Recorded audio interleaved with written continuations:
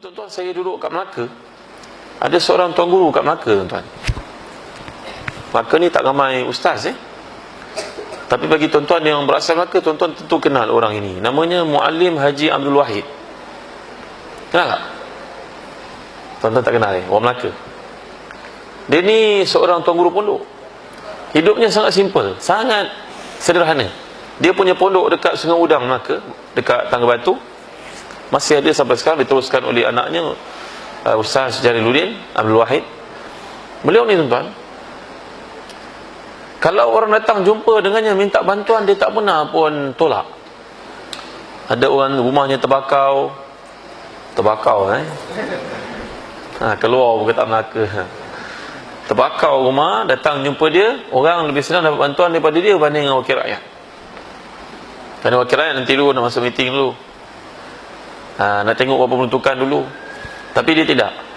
Oh, sekarang rumah kau terbakar malam tadi, sian ni waktu subuh, InsyaAllah isyak nanti kau datang, adalah duit yang kau minta. Berapa, tuan-tuan? Beberapa orang ni, setiap orang minta sebanyak RM10,000. Besar betul, tuan-tuan. Besar. Besar. RM10,000 ni, kalau 5 orang minta dah RM50,000, tuan-tuan. Rumah terbakar 5 orang, 5 minta RM10,000. Menjelang waktu malam isyak yang dijanjikan, masing-masing dapat bahagian. Padahal tak seorang pun tahu mana sumber wang didapat, tuan-tuan. Dia tak ada kerja tetap, dia hanya ada pondok, anak muridnya adalah 300 orang. Surau dia saya tengok, tuan-tuan, adalah besar macam ni. Dari satu sudut sering dia beruzlah kat situ waktu tak ada kuliah. Tapi dia tak pernah menghampakan mintaan orang. Dan saya teringat, setiap kali nak dekat Ramadan, tuan-tuan, orang kampung datang bertanya kepadanya hukum hakam balik semula kan.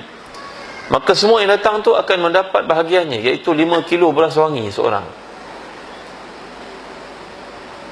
Walhal orang yang duduk kat pondok dia itu tak pernah pun nampak ada lori trailer datang hantar beras wangi. Mana datang tak tahu.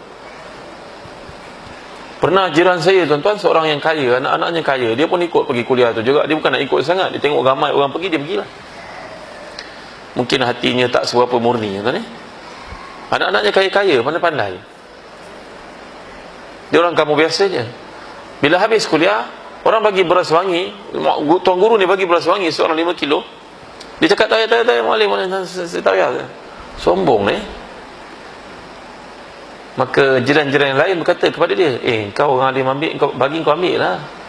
Kau tolak buat apa? Rezeki orang alim bagi. Orang saleh tau, wali Allah. Kenapa dia ambil? Dia nak tunjuk dia kaya, tuan. Dia balik rumah, dia buka beras tadi, beras orang semuanya elok, beras dia busuk, tuan.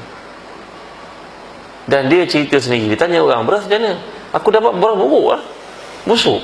Orang beras aku elok, kau macam mana? Elok, semua orang elok, dia seorang busuk. Kalau tuan-tuan datang bersalam dengan dia, hulurkan wang RM100, RM50, pada masa itu besar lah, tahun 80-an dia meninggal dulu tahun 88. Tuan-tuan bagi dia RM50, RM100, nanti wang itu dapat pada kawan tuan-tuan yang bersalam dengannya selepas itu. Faham tak? Dia dapat RM50. Orang yang mula-mula bagi RM50 tadi, kita salam tadi, kita tak dapat, tuan-tuan. Nasib lah kalau orang sebelum kita bagi RM100, kita salam lepas tu, kita dapat RM100 tu. Dia terima, dia kata aku tak perlu duit lah.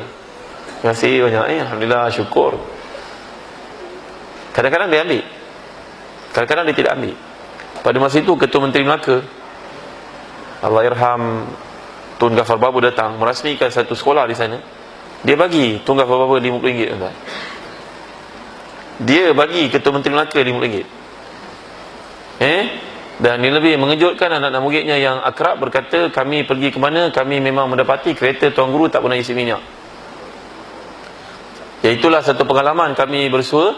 Kereta itu baru dihadiahkan orang kepadanya, kereta lama lah, kereta buruk, orang bagi kepadanya kereta Ford container. Dia bawa kereta ni nak pergi ceramah ke Bentong. Zaman itu belum ada highway. Sampai kat Gombak, kereta yang baru diterima ni meragam, rupa-rupanya minyak dia habis. Dan memang orang tak pernah nampak dia isi minyak. Dia pergi dekat belah-belah yang ada anak sungai dekat Bentong ni, tuan-tuan. Dia ambil air, tuang dalam kereta air daripada sungai dalam tempat minyak ni. Disaksikan oleh 3 orang anak murid yang turut serta. Macam, tuan-tuan, anak murid semua tercengang, terbeliak biji mata. Biar betul ni dia ambil minyak daripada air. petrol tu daripada air. Dan kereta pun pergi ceramah ke Bentong, balik semula ke Melaka. Dia cakap pada anak-anak murid dia, tolong jangan cerita pada orang apa yang kau lihat. Pengalaman ini aku dengan kau. Bila dia mati, barulah satu-satu cerita pelik muncul, orang ceritakan pengalaman masing-masing. Kalaulah wali Allah macam Muallim Haji Abdul Wahid ni ramai di kalangan kita tuan-tuan, tentulah bankrupt, Petronas, Esso, Shell dan sebagainya.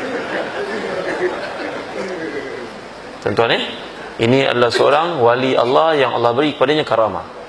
Para ulama bincang bab akidah, karamah diberikan Allah kepada orang salihin, wali Allah, sebagai menunjukkan kebenaran yang ada pada mukjizat yang Allah berikan kepada Rasulullah. Kerana karamah adalah lanjutan daripada mukjizat. Cuma orang yang selepas ini tidak ada mukjizat, dia ada karamah. Tapi karamah ini adalah benda yang tak boleh ditunjuk kepada orang.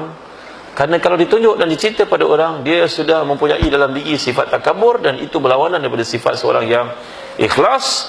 Sedangkan orang diberi karamah adalah orang yang ikhlas. Nampak tuan-tuan? Dia berkata kepada anak-anak murid dia, jangan cerita dengan orang katakan nanti aku bunuh kau dia. Dia bergurau dengan anak murid ni tuan-tuan. Dia tak bagi. Pakaiannya serba sederhana tuan-tuan, sedikit. Serbannya pun serba-serbi ikat. Bajunya lusuh. Tapi ya Allah, untuk Islam Allah beri kepada dia macam-macam kelebihan yang pelik-pelik tuan-tuan. Dia tak pernah berdaftar dengan tabung haji, tapi orang pergi haji jumpa dia kat sana tuan-tuan. Subhanallah. Subhanallah. Ya, seorang yang sangat mulia, dan hari matinya tahun 88, saya tingkatan 2 waktu itu tuan-tuan. Kami sekolah Sultan Muhammad pergi ziarah untuk menyembahyangkan jenazahnya. Tuan-tuan, yang datang itu lautan manusia tuan-tuan. Sedangkan masa itu belum ada komunikasi yang macam kita pada hari ini. Belum ada telefon yang hebat, handphone belum ada. Ya, tak ada WhatsApp, tak ada Facebook, tak ada apa, tapi lautan manusia, dan amat mengagumkan. Sampai duta-duta negara luar pun datang tuan-tuan. Duta Saudi, duta negara Arab semua datang. Duta Iraq pada masa itu semua datang sembahyangkan jenazah dia. Subhanallah, hebatnya. Ya, kalaulah seorang itu mati, dia sembahyangkan orang seramai 3 sah pun, itu bukti dia seorang dikasihi oleh Allah. InsyaAllah tempatnya syurga tuan-tuan. Ini kan pula kalau melaut-laut manusia yang menyembahyang yang tak berhenti-henti tuan-tuan. Sampai dah pergi kubur pun orang sembahyangkan lagi. Tuan-tuan, saya kembali kepada kisah perjuangan Nabi tadi. Nabi mendapat bantuan Allah, dan orang-orang yang ikhlas pun mendapat bantuan Allah. Maka dengan sebab itu, ikhlaskanlah diri kita untuk Allah SWT.